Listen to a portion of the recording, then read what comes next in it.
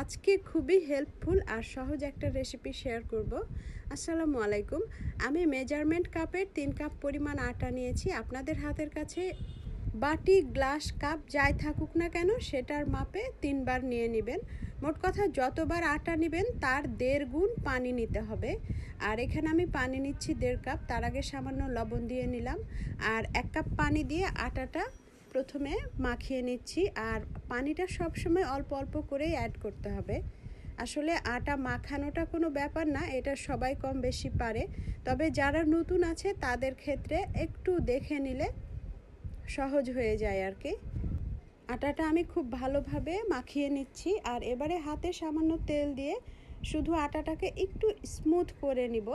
অনেকে আটার সাথে তেল দিয়ে ময়াম দিয়ে থাকে, আমি ওসব ঝামেলা করার প্রয়োজনই মনে করি না। কারণ যখন আমি বেলবো সেই সময় তেল দিলে কিন্তু ওই ময়ামের কাজটা হয়ে যায়। আর যত সহজভাবে করা যায় আমার কাছে মনে হয় ততই সুবিধা। তো 15 মিনিট মতো রেস্টে রেখেছিলাম। আটাটা এখন একদম সফট হয়ে গেছে। এবারে অল্প একটু আটা আমি নিয়ে নিলাম বেলার জন্য। তো প্রথমে আমি একটা কাপড় নিয়ে নিচ্ছি, এর উপরে পিঁড়িটা বসাবো। কারণ পিঁড়িটা টাইলসের উপরে নিলে নড়তে থাকে আর বেলার সময় অসুবিধা হয়। এবারে আমি প্রয়োজন মতো লেচিগুলো কেটে নিচ্ছি। বড় ছোট যে যেমনটা পছন্দ করেন তেমনটা করে কেটে নিতে হবে। আর বেশ অনেক দিন ধরে রিকোয়েস্ট ছিল যে আসলে ফ্রোজেন পরোটা কিভাবে আমি সংরক্ষণ করি সেটার ব্যাপারে। তো আজকে এই ফুল রেসিপিটা আপনাদের সাথে শেয়ার করেই দিলাম আর কি।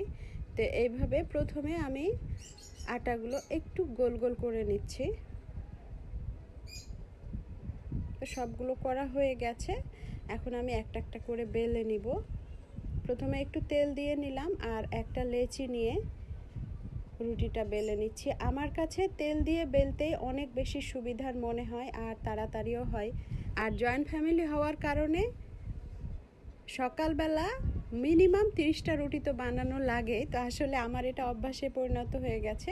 আমি প্রথমে তেল দিয়ে নিলাম আর উপর থেকে একটু আটা ছিটিয়ে দিলাম। এই কাজটা কিন্তু অবশ্যই করতে হবে, তেল দিয়ে আটা দিতে হবে, তাহলে লেয়ারগুলো খুব সুন্দরভাবে ফুলে ফুলে যাবে।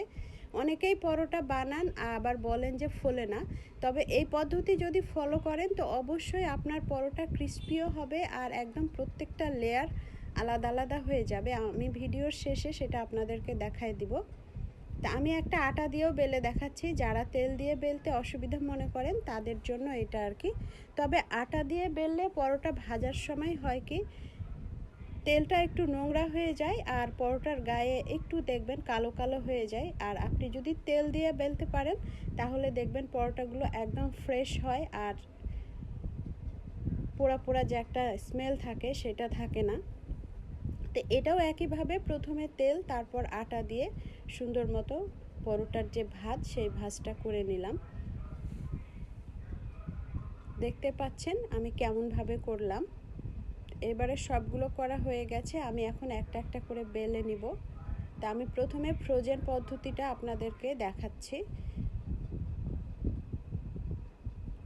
একটা লেচি নিয়ে একটু তেল দিয়ে নিলেই বেলতে কিন্তু সুবিধা হবে।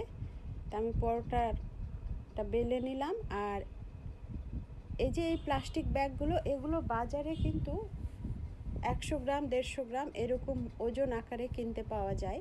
তো সেখান থেকে কিনে নিলেই দেখবেন যে অনেক দিন পর্যন্ত ব্যবহার করতে পারবেন। তো আমি একটা প্লাস্টিক পট নিয়েছি, এর মধ্যে প্রথমে একটা এই পেপার বসিয়ে দিলাম, এর উপরে পরোটাটা দিয়ে দিচ্ছি। আর এরপরে আবার একটা প্লাস্টিক ব্যাগ দিব, প্রথমে পরোটা প্লাস্টিক ব্যাগ, এইভাবে করে প্রত্যেকটা লেয়ার কমপ্লিট করতে হবে। বাজারের যে কেনা ফ্রোজেন পরোটাগুলো হয় এগুলো দেখবেন যে অনেক বেশি পাতলা থাকে আর বাড়িরটা একটু মোটাও হয় আর খেতেও ভালো লাগে। আমি তো যখনই সময় পাই এভাবে বানিয়ে রেখে দিই, এতে করে যখন তখন খাওয়া যায় আর কি। তো এই যে দেখছেন কমপ্লিট হয়ে গেল। এখন এইভাবে ঢাকনা দিয়ে ডিপ ফ্রিজে রেখে দিব। এভাবে অনেক দিন পর্যন্ত কিন্তু এই পরোটাগুলো খাওয়া যাবে, কোনো সমস্যা হবে না। আমি আপনাদেরকে ভেজে দেখাচ্ছি যে কেমন ফোলা ফোলা হয়েছে। তো প্রথমে একটা পরোটা আমি দিয়ে দিলাম। ও এটা আর একটা পদ্ধতি অবশ্য, আমার বাসায় যখন বেশি গেস্ট আসে বা ফ্যামিলির লোকজন একটু দেরিতে খেতে চায় তখন আমি এইভাবে করে রাখি। তো এই যে জাস্ট এক পিসটা আর আরেক পিসটা একটু সেঁকে নিয়ে এভাবে রেখে দিই, যখন যার প্রয়োজন মতো ওরা ভেজে ভেজে খেতে পারে। আবার গেস্টকে বসায় দিয়ে গরম গরমও এভাবে ভেজে দেওয়া যায় আর কি। এটাতে অনেক বেশি ক্রিস্পি হয়, আবার গরম গরম খাওয়ার একটা যে সুবিধা সেটা পাওয়া যায়। এই হালকা ভাজা পরোটাগুলো কিন্তু নর্মাল ফ্রিজে রেখে 1 সপ্তাহ থেকে 10 দিন পর্যন্ত খেতে পারবেন। আমি এটাও মাঝে মাঝে করি। তো দেখতে পাচ্ছেন এর মাঝে পরোটাটা কি সুন্দর একদম বালিশের মতো ফুলে গেছে। আসলে আমার যে হেল্পিং হ্যান্ড খালা আছে, তো উনি বলেন যে বৌমা তুমি পরোটা বানাও, তোমার পরোটা তো একদম বালিশের মতো হয়ে যায়। তাই বললাম আর কি।